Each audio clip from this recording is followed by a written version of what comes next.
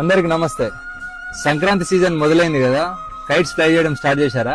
పండగంటే సంతోషం, కానీ మన సంతోషం వేరొకరి ప్రాణాలు తీసేలా ఉండకూడదు. ఇదంతా దేనికి?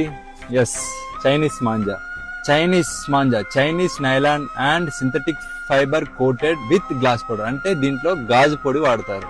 చూడండి, ఇది ఒకసారి చూసారు కదా. ఇది మనం మెడకు తగిలితే ఏంటిది పరిస్థితి? ఇది కేవలం దారం కాదు, షార్ప్ నైఫ్, గాల్లో వేలాడే కత్తి, అదృశ్య కత్తి.